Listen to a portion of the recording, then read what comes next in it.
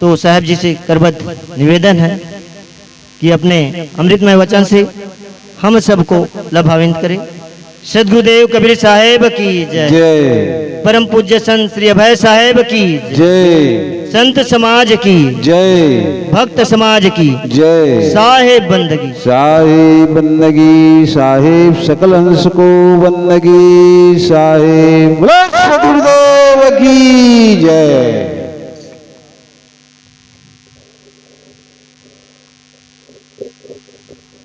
गुरु के सुमिरन मात्र से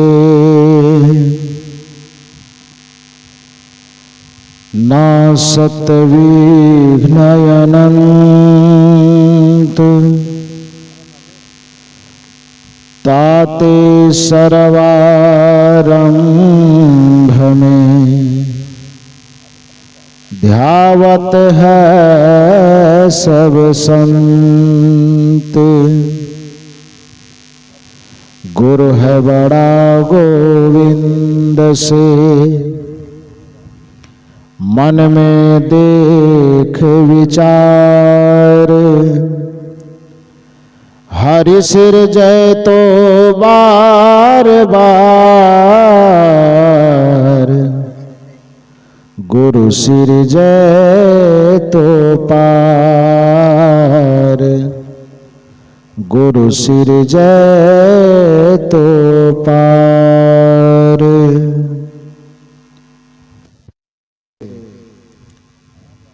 व्यवहारिक एवं पारमार्थिक जीवन के प्रबल प्रेरणा स्रोत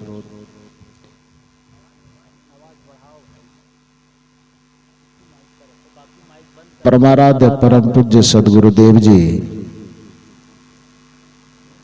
छत्तीसगढ़ के पावन धरा जिला महासमुंद ग्राम मोहंदा में सर्व कबीर पंथ समाज बागबाहरा के तत्वावधान में आयोजित त्रिदिवसीय सत्संग समारोह के तीसरे दिन के प्रथम सत्र में मंच पर विराजमान अपने आदर्श चरित्र से संपूर्ण जगत को प्रेरित करने वाले परम वंदनीय संत समाज, इस परिवर्तक स्थल पर विराजमान अध्यात्म प्रेमी सज्जनों तथा देवियों, स्तुति प्रार्थना के उपरांत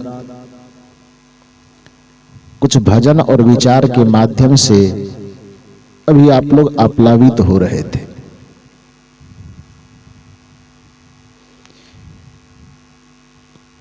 पूर्व में पूज्य श्री यतेंद्र साहब जी बड़ी सुंदर बात आप लोगों को बता रहे थे। उसमें एक भाव उनका स्पष्ट हुआ कि कोई मंत्र जप लेना सत्संग नहीं है, माला हाथ में फेर लेना सत्संग नहीं है, कोई पूजा पाठ कोई कर्मकांड कर लेना सत्संग नहीं है। तब सत्संग है क्या? सदगुरु कबीर साहब की दृष्टिकोण में सत्संग किसे कहा जाए, आज इसी पर थोड़ा सा निवेदन मैं करूंगा। सदगुरु कबीर साहब की एक साखी सबसे पहले हम लोग सुनते हैं। आपा तजे हरि भजे, नक्सिक तजे विकार, सब जीवन से निर्वैर रहे, साधु मता है सार। ये किसी एक व्यक्ति के लिए, एक पंथ के लिए, एक मजहब के लिए सत्संग का सारांश नहीं बताया गया, बल्कि इस धरती के जितने मनुष्य हैं जो भी भक्ति के मार्ग में, सत्य के मार्ग में, शांति के मार्ग में यात्रा कर रहे हैं, चाहे वह किसी मत का हो, किसी पंथ का हो, किसी संप्रदाय का हो, किसी वर्ग का हो, किसी वर्ण का हो, किसी भी देश काल और परिस्थिति में रहने वाला व्यक्ति, शांति के पथ में जो भी यात्रा कर रहा है, साधना के पथ में, भक्ति के पथ में, धर्म के पथ में जो भी यात्रा कर रहा है, उन सब के लिए सत्संग का मार्ग, भक्ति का मार्ग यही है। हम कौन माला जपते हैं, कौन सा नाम जपते हैं, किस गुरु से दीक्षित हैं, किस मत से जुड़े हुए हैं, किस पंथ से जुड़े हुए हैं, कोई बहुत ज्यादा मायने ये नहीं रखता है। मायने यह रखता है कि आपके जीवन में विकारों का उन्मूलन कितना हुआ है। आवाज थोड़ा बढ़ा दीजिए।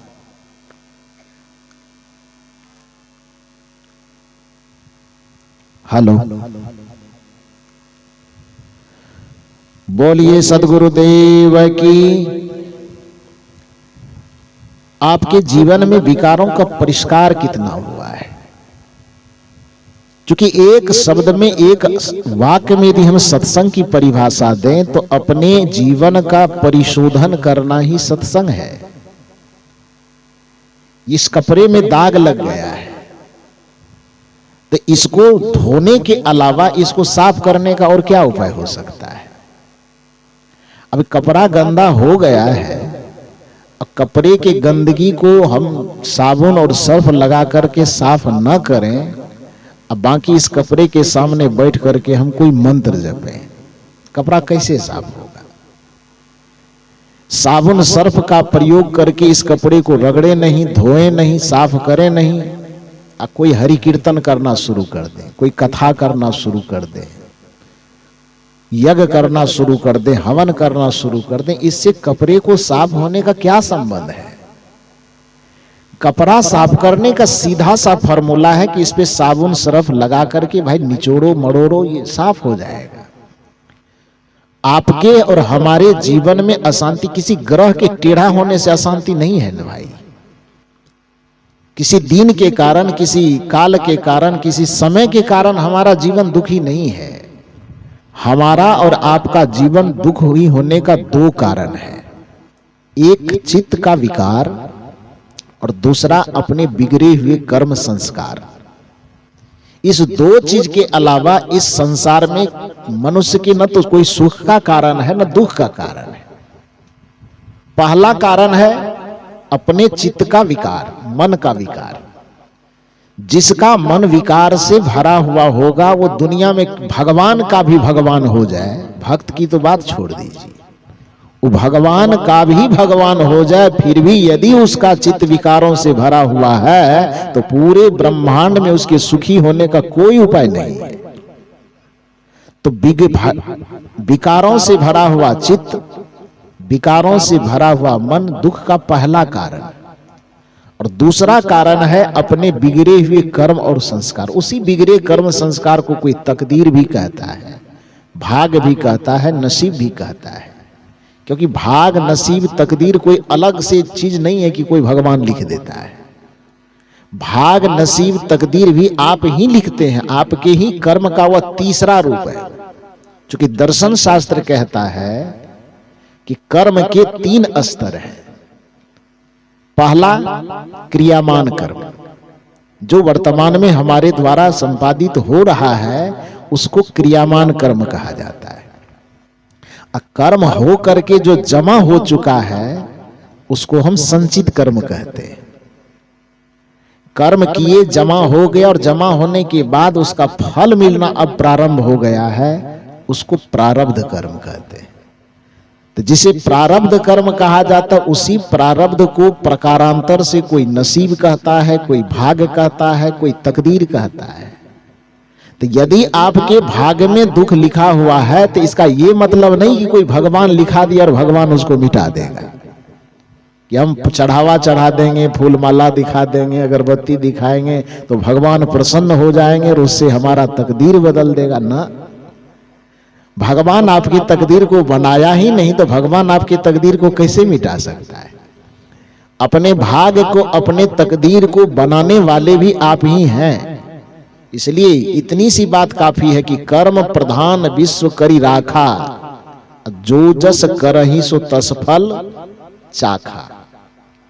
यदि किसी को यह लगता है कि हम बुरे कर्म कर करके भगवान की पूजा अर्चना करके उस बुरे कर्म के फल से बच जाएंगे, तो कबीर साहब ने प्रश्न किया, करे बुराई सुख चाहे। सवाल है उसमें कैसे, क्योंकि आप जानते हैं कि व्याकरण कहता है कि जहां पर क्या लग जाए, कब लग जाए, कौन लग जाए, कैसे लग जाए, किस लिए लग जाए, तो क्या है वो? कब, क्या, कौन, कैसे, ये प्रश्नवाचक चिन्ह है। कबीर साहब सवाल करते कैसे लगा करके, करे बुराई सुख चाहे, कैसे, व्हाट, क्या, प्रश्नवाचक चिन्ह, हाउ। करे बुराई सुख चाहे, कैसे पावे कोई, रोपे पेड़ बबूल का तो आम कहां से हो। साहब कहते हैं कि बुराई अपने अंदर पाल करके बबूल का बीज लगा करके तुम आम का परिणाम चाहते हो, आम का फल चाहते हो, कैसे संभव है? कर्म तो हमारा गलत बोया जा रहा है और परिणाम हम अच्छा चाह रहे हैं, तो उसमें कोई भगवान सहयोगी कैसे होगा? प्रकृति के नियम से भगवान भी बंधे हुए हैं। अच्छा एक बात आप जान लीजिए, मान लीजिए जो भगवानवादी ईश्वरवादी मान्यता में जीने वाले लोग हैं, उनके ही कथनानुसार भगवान इस धरती पर क्यों आते हैं? प्रकृति के नियम को बिगाड़ने के लिए कि उसको बचाने के लिए क्यों आते हैं? स्वाभाविक बात है कि जो भगवान के अवतार को इस धरती पर मानते हैं, उनसे भी पूछिए कि भाई आप भगवान को इस धरती पर किस लिए लाते हैं? प्रकृति के नियम को बिगाड़ने के लिए लाते हैं कि प्रकृति के नियम को बचाने के लिए लाते हैं? सीधी सी बात है, उनका भी जवाब होगा, यदि दिमाग सुलझा हुआ होगा उसका, तो वो यही कहेंगे कि भाई प्रकृति के नियम की जो अवहेलना कर रहे थे लोग, उस अवहेलना से प्रकृति के नियम को सुरक्षित करने के लिए ही भगवान को आना पड़ता है। तो जब प्रकृति के नियम को बचाने के लिए उनको आना पड़ा, तो गलती करने पर फल अच्छा मिले, ये प्रकृति के नियम के अनुकूल है कि विरुद्ध हो जाएगा? यदि किसी भगवान को हमने लड्डू चढ़ा दिया, सोना चांदी चढ़ा दिया और कुछ चढ़ा दिया, और उसके बदले में हमारे गलत कर्म को भगवान अच्छे कर्म में बदल देता है, तो फिर वह भगवान एक घुसखोर पदाधिकारी से ज्यादा बड़ा कैसे हो जाएगा? वो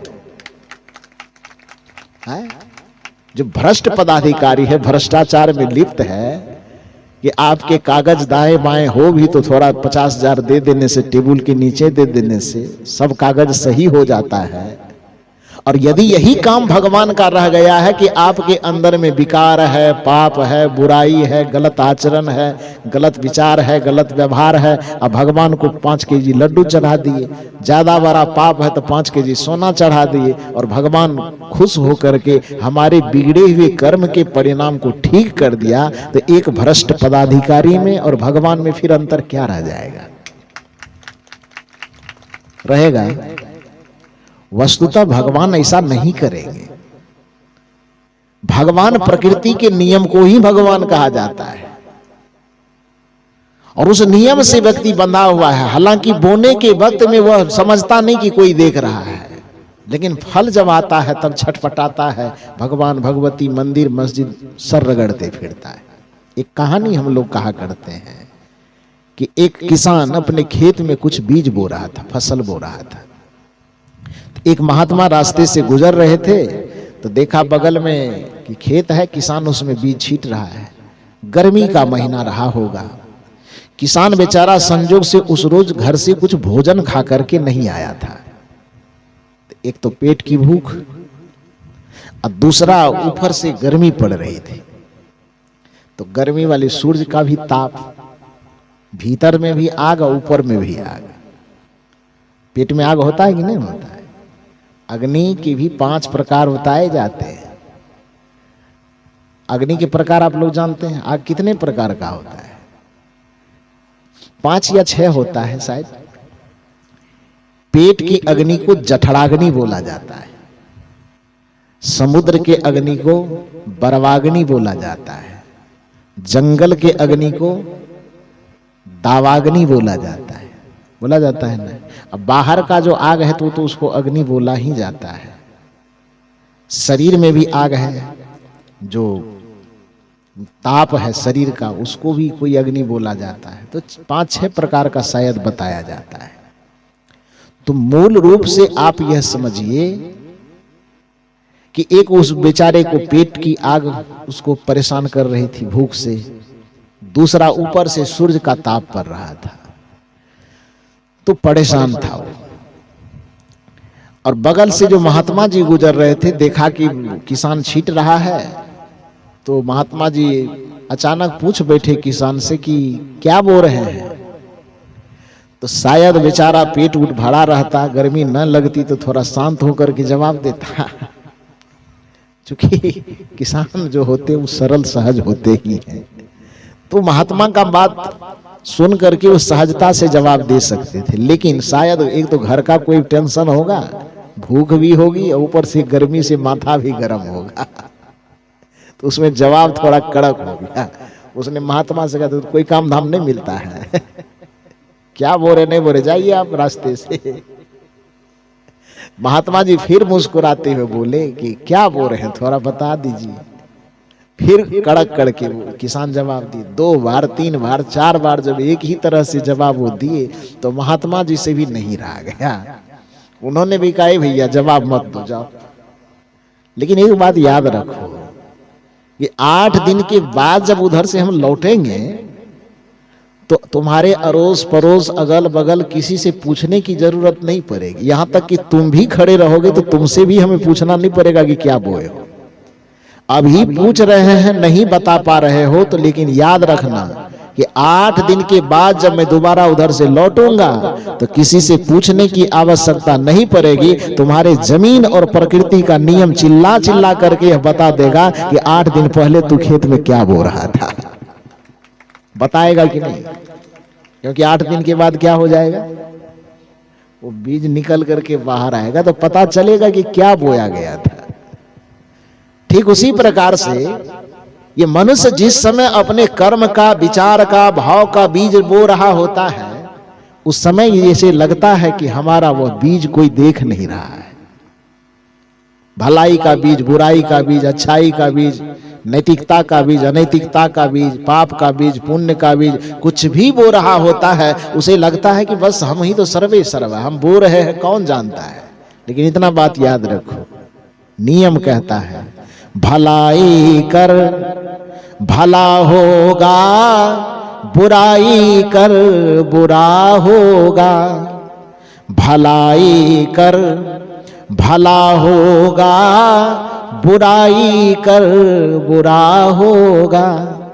कोई देखे या ना देखे, खुदा तो, इस्लाम परंपरा की मान्यता में जी रहे हो तो खुदा को देखो, और सनातन परंपरा में जी रहे हो तो भगवान को मानो, ईश्वर कहो, परमात्मा कहो, जो मर्जी है वो कहो, लेकिन वो देखता होगा। तो यह परमात्मा का अर्थ ये मत लगाइए कि आसमान में बैठ करके कोई देखता होगा। परमात्मा का अर्थ यहां पर यह लगाइए कि वह नियम देख रहा है, जिसको वेद की भाषा में रित कहा जाता है। ऋतस्य तंतु विततम, कि पूरे सृष्टि रित के तंतुओं से बुना हुआ है। तंतु मैंने समझते ना, धागा, जैसे ये कपड़ा विभिन्न धागाओं से जुड़ा हुआ है, उसी प्रकार से वेद के ऋषि कहते हैं ऋतस्य तंतु विततम, पूरे प्रकृति का निर्माण रित के तंतुओं से बुना हुआ है। रित मतलब नियम, रित का मतलब अनुशासन, रित का मतलब मर्यादा। ये पूरे संसार मर्यादा, नियम और अनुशासन के तंतुओं से, धागा से बंधा हुआ है।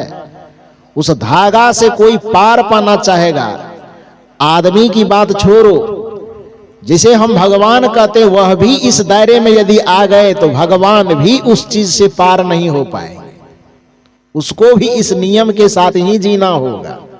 जैसे देश का कोई प्रधानमंत्री हो जाए तो क्या प्रधानमंत्री उस संविधान के नियम से बाहर हो जाता है क्या? राष्ट्रपति हो तो क्या देश के संविधान का नियम उस राष्ट्रपति के ऊपर लागू नहीं होता है? उस संविधान के मर्यादा में जैसे देश का एक सामान्य नागरिक हो कि राष्ट्रपति हो कि प्रधानमंत्री हो, जैसे देश में रहने वाला हर एक नागरिक, चाहे गरीब किसान हो कि रोड पर भीख मांगने वाला हो, कि वहां प्रधानमंत्री और राष्ट्रपति के कुर्सी पर बैठा हो, उसको संविधान के दायरे में जीना पड़ता है। उसी तरह से इस प्रकृति में आने वाला, चाहे वह कोई सामान्य मनुष्य हो कि चाहे वह भगवान कहलाने वाला हो, उसको प्रकृति के नियम के दायरे में जीना पड़ता है। उस नियम से बाहर और ऊपर कोई नहीं हो सकता है। और प्रकृति का नियम यही कहता है कि यदि आप बुरा करोगे तो बुरा मिलेगा, यदि आप अच्छा करोगे तो अच्छा मिलेगा। किसी को प्रेम बांटोगे तो तुम्हें प्रेम मिलेगा, किसी के जीवन में जहर घोलोगे तो तुम्हारे भी जीवन में जहर घोला जाएगा, किसी के आंख में आंसू डालोगे तो तुम्हारे भी आंख से समुद्र की धारा निकलेगी। यदि किसी के जीवन में आपने आह भरी है, दुख भरा है, दर्द भरा है, तो देर सवेर, आज न कल, कल न परसों वह मिलेगा। कबीर साहब की भाषा में कहें तो कबीर कमाई आपनो कभी न निष्फल जाए, 7 समुंदर आरा परे। यदि अपने कर्म के फल से बचने के लिए कोई व्यक्ति 7 समुद्र पार भी चला जाए, फिर भी कर्म का फल पीछा करते करते उसके पास पहुंच जाएगा।